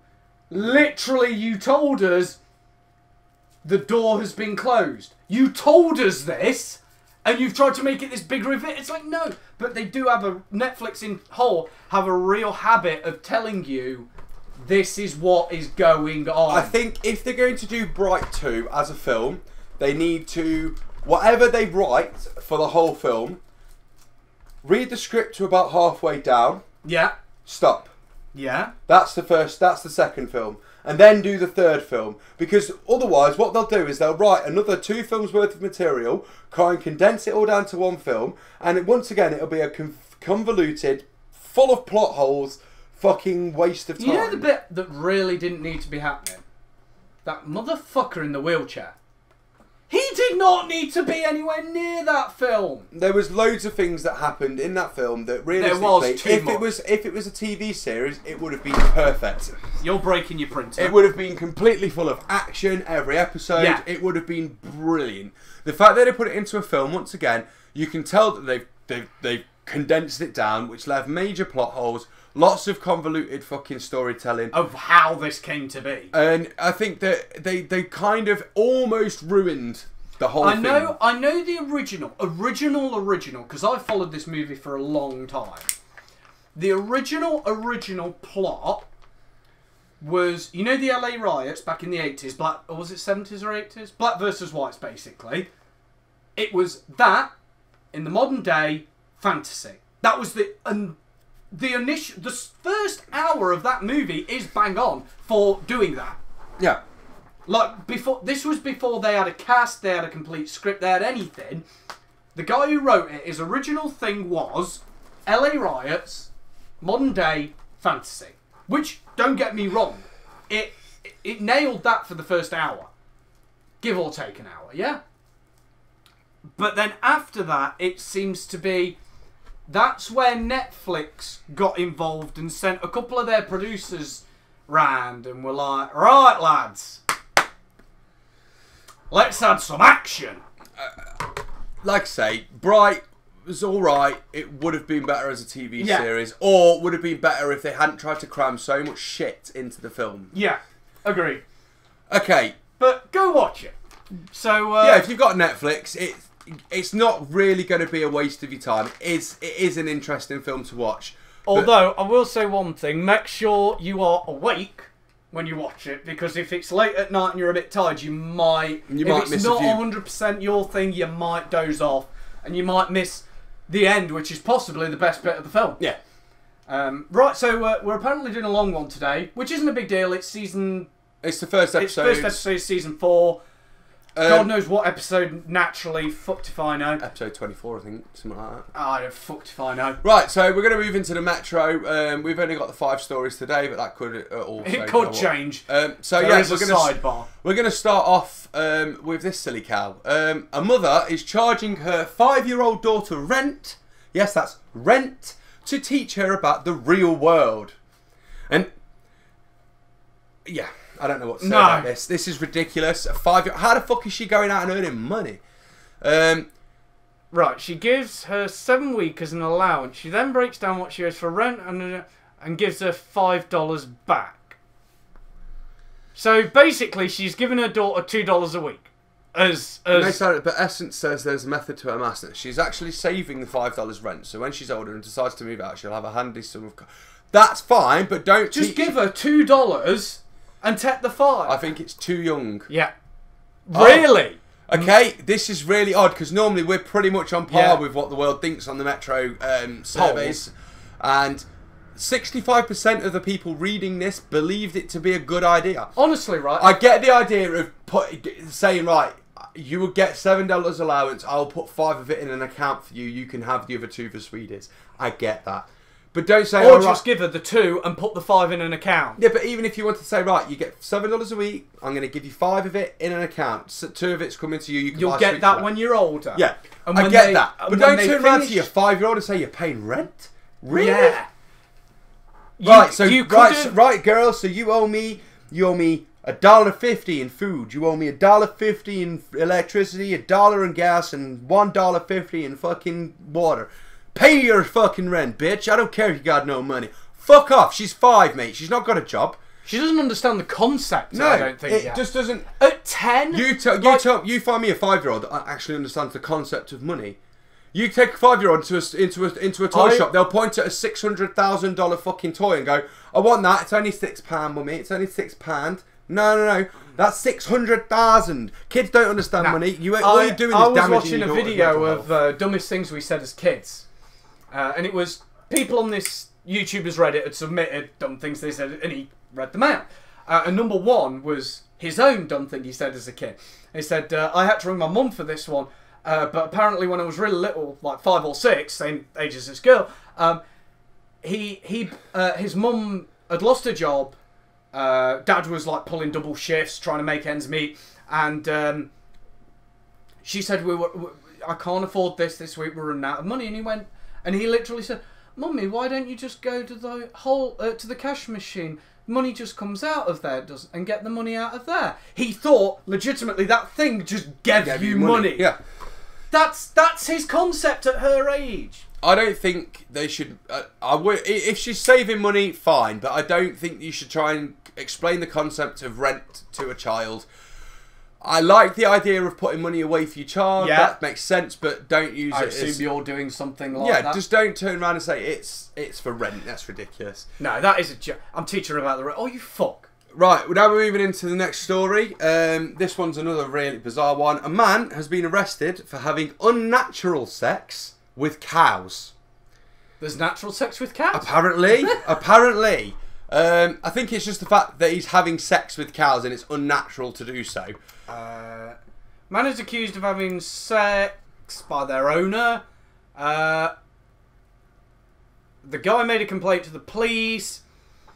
He's suspected of having unnatural sex, committing mischief by killing and injuring cattle and outraging religious feelings. So they were tied together on Monday morning. One of them was found dead. He suspected someone fucked the cows. As you do. You know, your cow's dead, but yeah, someone must have bummed it. Yeah. He points the finger at his labourer because he claimed he had an indulgent in a similar act with a calf 2.5 years ago. Well, why did you let him keep his job then? Right, if you owned a farm and caught your farmhand shagging one of your calves, you'd fuck them over, mate. You'd get rid of them, wouldn't you? At least you'd just be like. Now, if it were me personally, I'd just be like, you know what, mate? I don't want to deal with this. I don't want to know. Get out. And I'd leave it at that. But you keep him on for 2.5 years and think he's not going to do it again? You're on drugs, lad. Basically, people don't be having sex with cows. Or pigs or sheep or anything. Now, the dickheads of the road, and by dickheads of the road, I mean anyone who drives an Audi or a BMW, listen up, because this is how your stupidity fucking hurts. So, an Audi driver has left a pedestrian for dead after a horrifying hit and run. Now, I've watched the footage. The guy, like, literally fucking flies in the air for 20 foot. It's awful behaviour. Absolutely fucking awful. Let me just mute it and then we can stick it on, say, 34 seconds. Now, the 19-year-old man that was hit has actually suffered life-changing injuries, as I can imagine you would be. So he stood on... Is that the guy? Oh, okay, I see.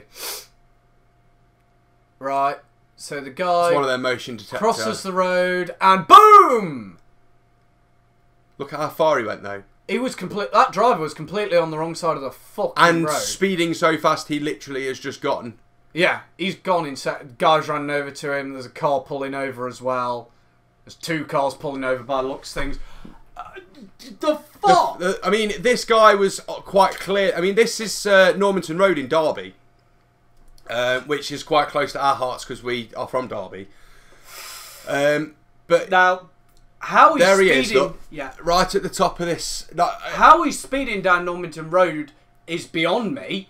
Because you normally can't... He's just gone. He's on the wrong side of the road. It's almost like... In fact, no, it's more than 20 feet, isn't it? It looks more like 30 or 40 feet. Well... He completely went over a crossroad and then went for another 20 feet down the road. He was only crossing... Let's put it... You guys watch the video, but he's on one corner. And he's at least 20 foot on the other side. You restart that. Because to me, right... I wish I could whack this in some video editing and slow it down frame by frame, but I'm not going to do that. Fuck that shit. No, I'm not opening Sony. So right, the Audi. Right, so yeah, we see the guy. So he starts crossing. Right, pause. So, you son of a bitch. I hate. So the car seems to swerve to hit him, then swerve back. So if we rewatch that bit, he is around about, I would say about what, 6 feet off the edge of the corner. 6 feet, yeah. And then boom, he's hit. He's in the air all the way until he gets to about 10 feet off the other corner on the other side of the road. So he's on the left of the road. He ends up on the right across the road. So you've got a good 20, 30 feet down the road. He was in the air for about 3 seconds. Yeah. And he flew. This guy must have been doing 50 at least. I'd say closer to 70. It was an Audi A3. It happened on November 5th last year. They obviously can't find anything in their own investigation, trying to hope that someone can identify the dude. I don't think it's going to happen. The camera footage is all blurry and awful. The victim is now in a wheelchair. He's unable to walk and has had to spend many weeks in hospital. The footage shows just how shocking the collision was. He is lucky to be alive, and although he survived, he's left with serious injuries and now faces a long spell of rehabilitation. They believe the car to be an Audi A3, just basically on the shape of the vehicle. And probably what witnesses there saw. They're saying that there's no way in hell that the vehicle did not have bumper, bonnet and windscreen damage. No way in hell. No way. So if anybody in the Derby area who's listening to this knows someone with an Audi A3 which sometime around November last year November either got rid of the vehicle because of serious damage to the front or had the vehicle repaired, new windscreen and bonnet and whatnot, I would be suggesting you contact 101 and just tell them it gives you a reference number on the article. There's a crime reference number on the article. If you don't know it, just ring them up and say November 5th Audi A3 incident. Or not necessarily an Audi A3, but a vehicle very closely resembling it. It's the dark. They're believing it to be a dark grey, dark blue, possibly black. Black Audi. They're definitely saying it's an Audi, so they may have caught the badge somewhere in the footage when they've been able to slow it down, but they can't be sure on the model. But This is why you don't drive at stupid speeds. At any time of night. I'm not being funny, but that road is a 30-mile-an-hour limit, I believe. Normanton's all 30. And that dude was doing at least 70. At least. If he wants to do them speeds right, go down the fucking M1. Well, not only that, but if you must do those there's speeds, a reason. There's a reason. There's a speed limit in place. But if you want to be a knob and do those speeds, go down the M1. Or at least there's less chance of people. Or take your Audi and fuck off onto a track. Yeah, and go around Donington racetrack. So basically, yeah, just no. Watch the footage because it's but don't watch it if you're of a nervous disposition because no. It's a very, very horrifying crash. It's not nothing that you would want to watch continuously. It's horrible. Okay, so we're going to move into the next, which is more stupidity. More stupidity, but this is from the wonderful people of the police world. A police constable parked in a disabled bay to buy cake. Then she claimed racism when she was disciplined. Now it says PC. I don't think that means police constable. I think it means perfect cunt.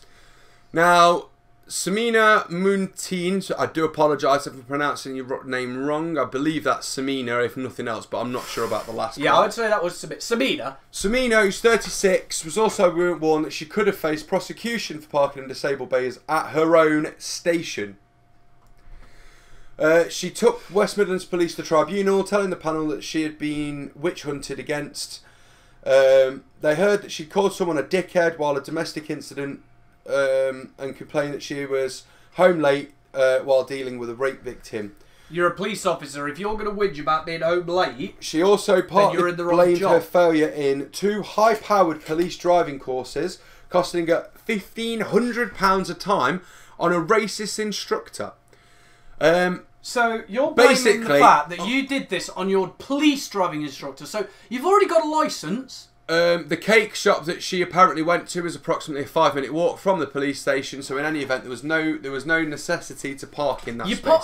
You park there if you've got someone who... Well, the current law is that if there is literally no other parking spaces, you may use a disabled spot. Or in an emergency. So if she had someone in the back who was possibly punching, kicking, biting, spitting, all the rest of it, she could have parked there to drag him in. The fact that she's at a police station and potentially in her own police car or in her own car means that she would have had her own parking somewhere around that site generally, so she could have parked a car there.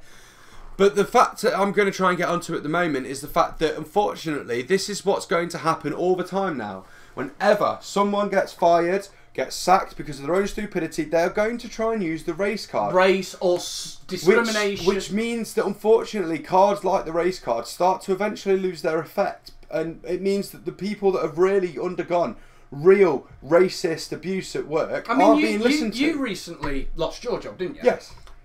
Do you claim racism? No, not at all. Regardless of, I think your manager was the same. Was white as well. Same. But you're still not going to claim. You're still not going to try and claim bullshit, are you? No. But at the end of the day, I think that the race card nowadays is thrown around a little bit too easily because it can be thrown around too easily. I think that, of course, if you need to throw the race card, by all means. If someone said, "Fuck off," whatever. Fine, you're more than within your right, but the fact that she has tried to use the race card to get out of the fact that she lost her job because of the fact that she was an idiot and parked a car in a space she's not supposed to just to buy cake, I think that she's basically undermining what the actual value of that racist card is. I worked at one place and I had to sack an Indian bloke. It had nothing to do with him being Indian, right?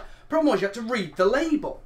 And he was constantly saying, "What this word?" Yeah. Like, look, mate, your English isn't good enough. You've got to go. It's not a race thing, but if you can't fucking... If he'd have been a white bloke who went, "What was this say?" I'm going to sack him as well. The problem is like I say, that anyone nowadays throws the race card around too easily. And I think that it undermines the real reason that people threw the race card around. And you're undermining, if anything, right, I don't know where Samina's from. It doesn't say. I'd imagine that she's British, but I'm not sure where her heritage actually... West Midlands. But so Birmingham, probably. Birmingham areas. I'm not sure where her heritage lies. But for me now, all she's done is the next time someone from her community is attacked or anything else, using the race card now will be undermined slightly by the fact that she's used it for a stupid reason. Yeah. And it didn't work anyway. She's continued to be employed by West Midlands Police, but I can't imagine that's going to continue. No. I would imagine she'll undergo a suspension, which will lead to her eventual dismissal. Basically, what I'm going to try and say here: don't use disabled bays unless you are disabled and you have it's an emergency. Or an emergency. And you know, don't use the race card because you don't Wolverhampton. Don't use Wolverhampton. Don't use the race card because you know you think you can, and it's a stupid reason. Yeah. So you undermine the whole premise of racism. And I'm not being funny. The police are getting less and less money by the year. They don't need your bullshit, love. So basically, all she's done is they've got to waste money dealing with this now that they ain't got. Yeah. And then someone in your community is going to moan. People in Wolverhampton, just be a little bit more cautious nowadays, because obviously with the fact that police are having to pay out thousands of pounds in court costs for this stupid bitch, there's not going to be a PC on your street anytime. Yeah, that's the thing. There's going to be some poor old lady now who gets her purse robbed, no copper anywhere in 1,000 miles, and she's going to be going, well, where were they? Well, I'm sorry, Doc, but you see that dozy bitch over there? Yeah. Yeah.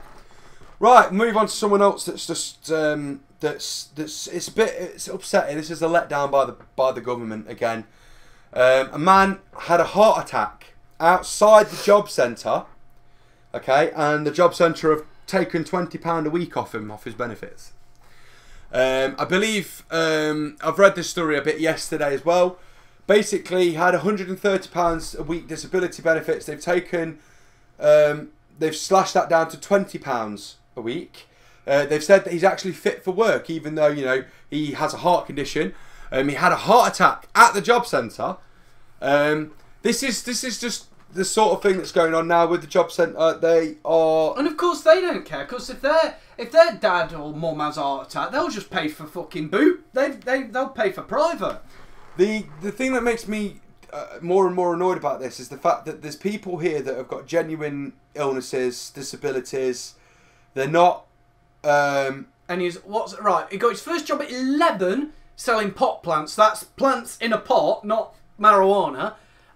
He then went and trained as a chef. So he's been working since 1986 until 10 years ago when he got a heart attack and was diagnosed with a heart disease. Where is that to stop? He was diagnosed with coronary heart disease in 2015, yet the government still say that he is fit for work. This is the problem that we're getting nowadays, is the fact that the job centre are a little bit too power hungry. Yeah. They are punishing those people that need the help, yet the people that don't need help are claiming easily. Yeah. I mean, when I used to sign on Job Seekers, we're going back a couple of years now. Going back to before this started. Yeah, when I was on the Job Seekers, basically the issue that I always had was the fact that they changed every week the goalposts seemed to get wider and narrower and narrower, and it was difficult to get your benefits sorted out. But then I would see people that I know for a fact ain't done fuck all. Yeah. They've not been looking for work. They've not been doing this, that and the other. They go to the desk and literally 2 seconds later, yeah, you'll get your money. Where I got to there, 30 minutes later, they're saying, yeah, it looks like you might have just done enough. Well, what's the difference between me and him? Well, the fact of the matter is that I'm not been on their books very long, so I need to be gone. But this dude has been on the books for 20 years. Fuck him, mate. He'll just keep his money. And that's the problem that you've got. The fact that this... Well, they ended up signing you off, didn't they? Yeah, saying you weren't eligible. Yeah, and then they wanted you to keep going. Yeah, they wanted me to keep going, spending money to keep going to the job centre so I'd get my national insurance paid. Get that anyway. Yeah. But no, this is the issue, and the fact that they're making it more and more difficult now to get hold of help when you genuinely need it. Yeah. It's sickening. This guy you needed help, but did they give a fuck? Did they bollocks? No, when my missus... I mean, I used to take him in every week, guys. I used to take him in, and I would see people. He'd go in, right? I'd wait outside, and I'd see another bloke go in. I'd be like, okay. And then I'd see this other bloke come out. I'd be like, the fuck? So this guy's waltzed in, waltzed back out. I'm not saying that all of them were there for job. Some people probably literally were just there, maybe dropping evidence off. Dropping evidence or dropping a CV off for a job or whatever. So it probably took them 2 minutes. But you're not telling me that every week when I took him, I'd see 3 or 4 different people go in and come out before him. You're not telling me every week all of them were just there to drop something off real quick. Fuck off. No. Some of them were signing on. And you knew some of them were signing on because you'd be half an hour, they'd be 10 minutes. That's how you know. The problem is now is the job centre is no longer a job centre. No. Because, funnily enough, you go into a job centre now, there's no job points. You can't go in and look for work. Are they not? No, they've got rid of them all. They've got rid of all the job points. There's no computers for you to use in there anymore. There's no phones for you to be allowed to call workplaces anymore. It's all gone. You literally go in there now with your bit of paper to get your money, and that's it. So it's no longer a job centre, it's a benefits office. And the fact of the matter is when they actually change the name... That's like the American system, isn't it? That's what they do. Because I know... Welfare. Well, when my dad... many years ago, used to go... he lost his job. Place shut down. So not his fault at all, right? He got a new job almost straight away, but he had to go in once. And this was back when they had the old job clubs. Yeah. And they had 3 computers against the wall. And they had a few phones on the wall. And they give you... and you could print your CV out or write your CV. They gave you paper. And then they gave you the local newspaper. Everyone got a copy of the local newspaper. With just the job section, I don't know what the fuck they did with the rest. They probably had the job section printed for them. Especially for them. Extra and got that delivered personal, like. And we'd give you and you'd sit there and you'd be like... Yeah, but there's not. And you could talk to that person going... like, you know, if you didn't know, you need a Cat C driver's licence for HGV, obviously. What's that, mate? Well, if you don't know, you ain't got it. That's for HGV, so you ain't got that, mate. Sorry. You're good at computers, right? I know a bit, yeah. Well, look at that one. Yeah, There's none of that anymore. The job centre itself is no longer a job centre. They are a benefits office. You go in there to hand in evidence to get your money. That's it. They don't help you get a job anymore. They couldn't give a shit if you get a job or not because they don't care. All they are there to do is do their job. Their job is to tick a piece of paper. They'd be the first to fucking whinge. But I know some people that used to work at the job centre. The job centres will always tell you there's no such thing as a quota. We don't have a quota at the job centre. Oh, I know someone who used to work there. They do. Yeah, they do have a quota. Their quota is basically they have to, from Monday to Friday, they have to have denied X amount of people's benefits. And if they don't, they get bollocking. And that's the way it works. They won't tell you there's a quota at the job centre, but there is, which means if you go in on a Monday, and I work this out in a lot of job centres, Monday, Tuesday and Wednesday morning, you are more likely to get your benefits even if you fucked about. Wednesday afternoon, Thursday and Friday were the hardest days because by that time people hadn't hit the quotas and they had to get there. I used to go in on a Wednesday afternoon, so I never had a problem, so I was probably just on that border of, yeah, you're alright, mate, because he's probably denied a couple of people and going, yeah, he's looking. You're all right, and that. But so I'd be lucky. Now I'm going back years for this. Yeah, but years ago, benefits used to be. To be fair, I get it. I know why there needed to be reforms in the job seekers allowance. I get it because years ago, used the system. Years ago, you need to look for a minimum of 6 jobs a week. No, it's 6 a fortnight. Oh yeah, 6 a fortnight. Yeah, which means on the piece of paper, look for jobs in the Telegraph. Found none. Look for a job on the internet on this site. Found none. Look for a job on this internet website. Found one, applied. And then that takes 2 spots because you can go to the next one. Applied for this job that I found on previous website.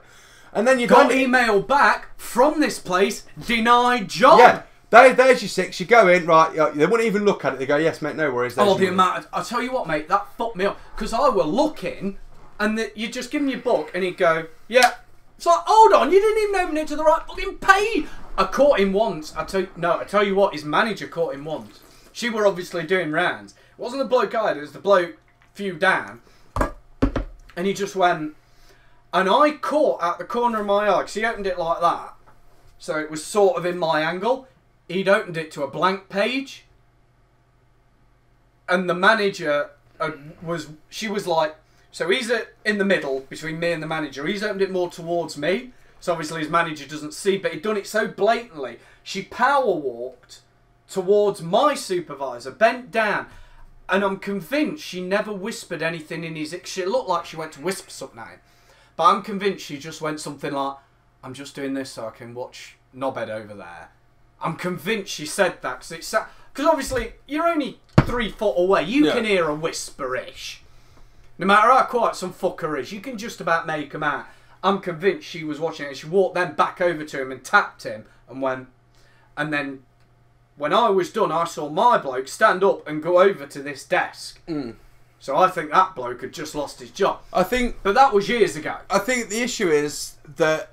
But now they're demonising the wrong people. Yeah, they're demonising this poor bloke. The problem is they're demonising the disabled community. They're demonising those people that are genuinely looking for work. Who have lost a job last week and just going, look, I just need to pay me fucking rent for a couple of... Yeah, they just need that little bit of help. Yeah. And I think, unfortunately, with the way that this whole system is going, it's going to cause deaths. Yeah, it will. There's going to be disabled people that are being forced into work. They're going to drop dead at work. There's going to be disabled... And then their families are then going to sue this business, which is going to shut down that business, which will put 400 more people. There's going to be disabled people that can't get a job, and the government are just going to continuously stop helping them with money, and they're going to die in their own homes. And that sounds to me like the plan that they're trying to do. They're trying to get rid of the weak. They're trying to get rid of the disabled because they don't want them. They're one day going to get the wrong fucker, and they're going to get the dad or the granddad of some really good lawyer motherfucker, and he's going to go, right, take him straight to high court, and he'll fuck him. He will fuck the government, and he will do it royally, and he won't stop at, oh, this person's been sacked. No. He'll stop at, I want my granddad's funeral costs, I want all his back pay, and I want to check. And he'll take it to the High Court, where a judge will then demand a rewrite of the whole fucking system. And guess what? During this rewrite, they won't be able to deny a single fucker. No. And it's ridiculous. Only a small, and here they've gone only a small percentage of 4 to 5% of denials are reverted to yes. Basically, the world is becoming a more and more fucked up place. Keep your eyes out there, but there should be some good films and some good games to just basically make you forget the fact that we live in an awful world. But that's the problem. These AAA developers, these Hollywood movie companies, they're producing this shit and making money because it's an escape for people in this bullshit. Yeah. And that shouldn't be the case. It should be the case of these videos and games have always been an escape. They should always be that escape. But what they shouldn't be is the only way to forget the fact that we're living in a world where people are happy to take a man's benefits off him. But honestly, guys, what you should be doing in this scenario is writing to your local MPs. Oh, yeah. Every single one of you. And I know you're going, one letter won't make a difference, I won't do it. You'd be surprised how many times that someone have written one letter to the local MP and the local MP have stepped in and gone, yeah, that ain't happening. Mate. But, if one letter does that, what are 2 letters going to do? What are 10 letters going to do? What are 100 letters going to do? Well, the question is... The average viewership of this is about 20-ish. What if all 19 of you, because I watch it once, what if all 20 of us write a letter to our local MP, and then we get 20 or 10 local MPs, because we're in similar areas, well, if we get 10 local MPs who then stand up in the House of Commons and go, right, we're not happy about this, that's 20 of them. Now, there's only 100 odd? 140 something, isn't it? Yeah. What if we get 20 of them standing up there going, this? Then they're going to get some of the extra 120 going, I agree with you, mate. That's a voice. Write these letters of shit you're not happy with. Do it. What's the worst that can happen? You've wasted 10 minutes of writing a dead letter. Your local MP actually loves getting letters from members of his constituency. Reason being is because his or her entire day and learning about his constituency is off advisors that have no idea about his constituency. So when they then get a genuine letter from Bob, who's lived in his house and lived in this constituency for 45 years or 60 years... Who's going, right, I went down to the job centre the other day, they told me I'm fit for work, and the only problem with that is I've got one arm, half a leg, and my back's fucked, and I can't walk, I'm in a wheelchair, I'm completely wheelchair bound. The local MP's going to go, I'll get you your money, mate, don't worry. I've seen it so many times. People have asked the local MP for help because the council have refused to come out and fix something up for Aunt Mabel when Aunt Mabel's tripping over her kitchen because the cupboards are falling off, and the local MP will come straight out and go, yes, of course we'll sort it. And he'll go round, right? He'll go round her ass, right? She'll make him a cup of tea. He'll talk to her. He'll go, you're all right, love. And then he'll get on his mobile. Yeah. And he'll ring and he'll go, you're right, Kat, this is your the MP for this area. You know, I'm part of the reason you fucking run that shithole. Yeah.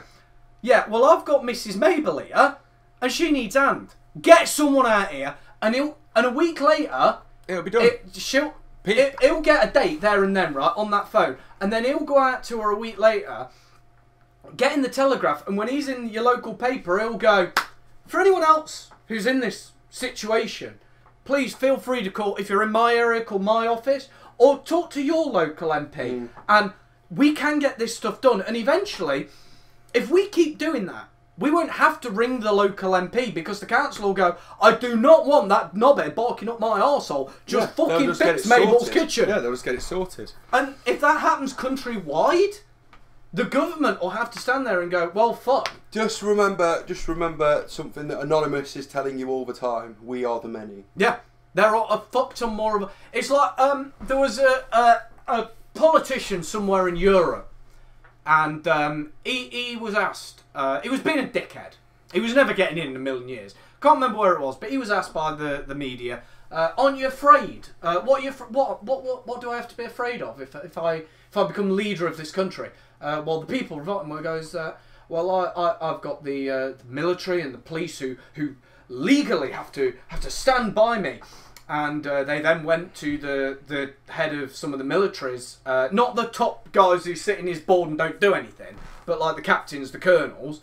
I spoke to a couple of them and they said, if he starts infringing on human rights for our people, we will not listen to him. Sorry about that, guys. The recording apparently just cut out. But we're at the end of where we are going to stop. So we've realised we're at like nearly 2 hours anyway. Yeah, if you're struggling, talk to your local MP. We are at nearly 2 hours, so we hope you've enjoyed this season 4, episode 1 episode. Yeah. We'll see you again in about a month. Yeah, we'll be back. We'll be back in about 4 weeks. We'll go back to the hours then. And around the hour mark. Yeah. And so thanks for listening. We hope that we've filled your 2 hours full of bullshit. Yeah. Quite happily. And go check us out on SoundCloud. Yeah, we're on SoundCloud now. Yeah, well, we'll see you soon. See you in a month. Bye.